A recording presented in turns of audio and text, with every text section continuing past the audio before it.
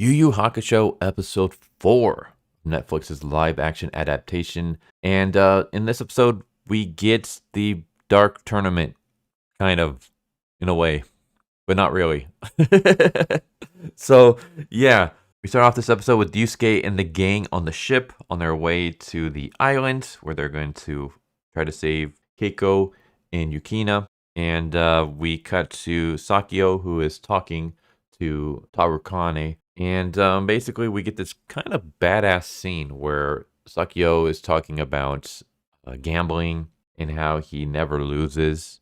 Like, he's never lost a bet. And he pulls out a gun and he starts loading it up with bullets. And he loads all but one chamber. And then he spins it and he puts it to his head and he presses the trigger and it does nothing. Basically proving that he never loses. I was like, okay, that was a pretty cool badass moment. So the gang arrives on the island, and not long after arriving, Hiei disappears from the group. He basically tells them, as far as I'm going to go with you guys from here on out, I'm on my own. And the rest of the gang just keeps on going until they reach this hangar filled with a bunch of like old planes and crates and stuff. It looks kind of like the ending scene from Raiders of the Lost Ark. And that's when Karasu shows up. This is basically the beginning of our quote-unquote dark tournament. Basically, what's going on is Sakio is holding this kind of a tournament. Not really a tournament, more of just like a bunch of fights, where he has a bunch of like, the rich nobles. I kind of mentioned this in a previous episode where they were betting on either a yokai or younger Toguro who would win. So it's kind of like that. And they're placing bets. And basically, each contestant is a member of Yusuke's gang versus a member of Togoro's gang. And if Yusuke wins, then Sakio will hand over Keiko. So this is kind of like the tournament, because even the fights that we get are the fights that we get like in the anime and the manga and stuff. I'm assuming the manga. I don't think I've gone that far in the manga, but in the anime anyways. So yeah, we get the Kurama versus Karasu fight. Basically, Kurama tells Yusuke and Kuwabara to go on without him, and so they do. And pretty much most of this episode is just nothing but fights, and it's freaking amazing. I love it.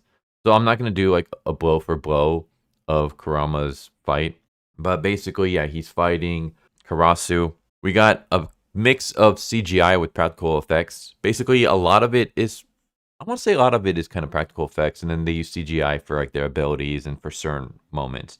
It's a nice blend, and I like this. Obviously, I would like if they just did nothing but practical effects, but the way Kurama fights with his rose whip and his plants, and even the way that Karasu fights with his like invisible bombs. Yeah, he has like invisible bombs. There's no way you can like really do that with practical effects. It just would look off. So I don't mind the CGI here. And the CGI is not that bad. Like I said, it's kind of obvious CGI, but it's a lot better than CGI I've seen in some other stuff. Even like in Hollywood blockbusters, I've seen worse CGI than what I'm seeing here. But the fight basically goes with Kurama trying to use his rose whip, doing a lot of dodging. Karasu basically, like I said before, he has this ability to create these like invisible balls that explode on impact. And he's basically taunting Kurama about like, you're not going to be able to beat me if you stay in your human form. Why don't you switch to your yokai form? And eventually we get a moment where Kurama throws one of his roses and impales Karasu in the hand. And that's like the only like good hit Kurama's able to get for a while. Until eventually he goes into his yokai form. And his yokai form, basically, he has like the white hair, the fox ears, fox tails, white cloak. I think they did a pretty good job of his form here. I kind of liked it. But yeah, once he's in the yokai form, Kurama just, basically the tides of the fight switch. And Kurama just starts beating Karasu's ass. He creates these ojigi plants.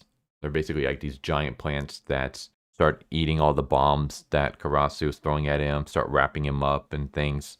But eventually it gets to a point where Kurama runs out of his yokai energy and he reverts back to human form. And that's when Karasu just starts wailing on Kurama. We get to a point where Kurama does like a last ditch attempt where he rushes at Karasu, dives at him, and then he grabs his hand. He does something to his hand. We don't really see it. It just looks like he's grabbing it. And then Karasu knocks him away and starts throwing more bombs at him. And he's about to finish Kurama off when Kurama starts laughing. And that's when we get the moment I've been waiting for, where we get to see the seed of the death plant, which is one of my favorite abilities ever in anime. I freaking love it. It's just so effed up when you actually sit down and think about it. But basically, he explains to Karasu that he has put a seed inside of Karasu. And right now, that seed is growing. And we see shots of inside Karasu's body where we see a bunch of vines going through Karasu's body, wrapping around his heart. And eventually, Kurama explains that I just needed time for the roots to take place. And with a word, the plants are going to burst from your body and kill you. And then Kurama says, die.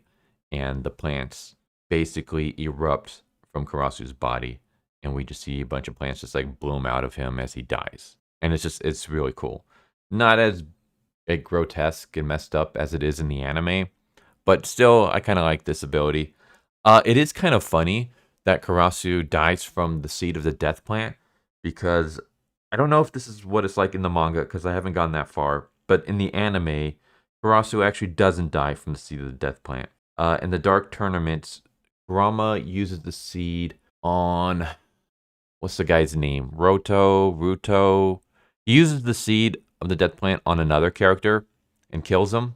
And he attempts to use a seed in a later fight against Karasu, but is unable to get it to work. So it's kind of just interesting that in the source material, Karasu doesn't die from the seed of the death plant, but in this adaptation, he does. But I liked it just because I wanted to see the seed of the death plant in action, and I got to see it, and it was cool. But yeah, that's Kurama's fight. And basically, throughout this entire episode, Kurama's fight is spliced in with what all the other characters are doing. So I'm just kind of getting Kurama's fight out of the way first, and then we're going to go to the next fight, which is Hiei's. But throughout this entire episode, we're cutting back and forth between all the different characters. So we'll have like some of Kurama's fight, and then we'll cut to some of Hiei's fight, then we'll cut to what Yusuke and Kuwabara are doing, and then we'll cut back to Kurama, and it just keeps going like that. We'll cut to like the other characters. But that's what's going on throughout the entire episode. Hiei's fight is Hiei comes across Bue. I think that's how you pronounce it. And yeah, Bue is just, I like Bue's ability too. Well, I'll get to that ability in a moment. The fight goes pretty evenly at first, and then Hiei is able to start getting some good hits in on Bue. And then it gets to a point where Bue is like, looks like I'm going to need to take off my armor if I want to compete against you. And so we almost have like a Rock Lee moment from Naruto, where Bue just starts taking off parts of his armor, and as he drops it, it just makes like a huge thud. So we realize that this armor that this dude's wearing is really freaking heavy. So he just starts dumping off all the pieces of armor. And then he powers up his spirit energy, and this is like the ability that I really like, that I think is kind of cool. He basically punches the air, but as he's punching, the force of his punch shoots like almost like a wind bullet. Basically, Hiei starts getting punched by like invisible hands, because the force of Bue's swing is just so powerful that the shock wave of the wind is basically creating like invisible fists. But yeah, he starts using this, and he starts trouncing Hiei till it gets to the point where Hiei decides, okay, well, looks like I'm gonna have to reveal my trump card. I didn't want to have to use this so soon, but I guess I'm gonna have to. And he basically starts unwrapping the bandages on his right arm. And everybody who's watched the original source material knows exactly where we're going with this. Hiei unleashes the Sword of the Darkness Flames. And it's basically like this spiritual, fiery black flames in a dragon form. And this thing just erupts from Hiei's arm, bites at Bue, and just starts swinging him all over the place until eventually it explodes into the ground, and Bue is out. He's done. He's just completely defeated. He's like burnt everywhere. We see Hiei, and we see that Hiei's arm is all like covered in burns and stuff. Hiei starts walking away when Bue tells him like, all right, finish me off, like kill me. And Hiei just basically says, if you want to die, go ahead, but I don't listen to what anyone tells me to do. So Hiei walks off as the victor. And as this is going on, Keiko wakes up in a cell next to Yukina. And Yukina basically explains about yokai and all that stuff.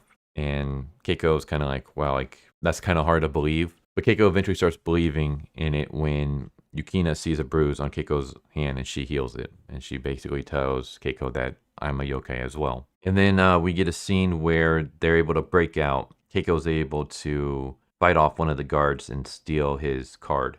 And I know at first you might be thinking, how can this little girl beat up a grown man in peak physical condition? But I like the way that they did this. Basically, Keiko fakes that she's like injured, and so the guard comes into the room to see what's going on. And as soon as he gets near her, she turns around, punches him in the balls, and then puts him in a chokehold until he passes out. And it's basically wrestling lessons that she learned from Yusuke.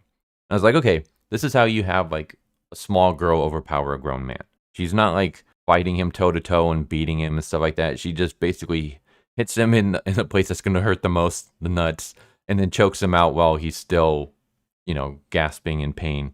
But she steals his card and she frees Yukina, and then the two of them try to make their escape. And along the way, they meet up with Kuwabara, who has split off from Yusuke. Basically, the two of them decide that we got to split off to cover more ground. So Kuwabara shows up, and Keiko punches him in the balls because she doesn't know it's him. And then we have this just hilarious moment where he looks at Keiko, and then he turns and he sees Yukina, and he locks eyes with her, and he instantly falls in love. And we even have like lovey-dovey music playing as the two of them just lock eyes with each other. And just the expression on Kuwabara's face is hilarious. And basically he like gathers up his strength and like tells Yukina in the most like old-timey English way possible that he like traversed the waters to come to this island and put himself in danger to save Yukina. But yeah, it's just hilarious, just his reaction and stuff. And then eventually the three of them are trying to make their escape. And the thing that was kind of funny is the fact that the three of them decide to go further into the island to find their way out, when you would think, Kuwabara, why don't you just, now that you have the two girls, why don't you just go back the way that you came? If you go back the way you came, you're eventually going to find your exit. So just retrace your steps. But instead, they go further into the building until eventually they come across this area where there's like these sealed doors. And Keiko opens up one of them, and there's a yokai in there. And the yokai basically starts chasing the three of them.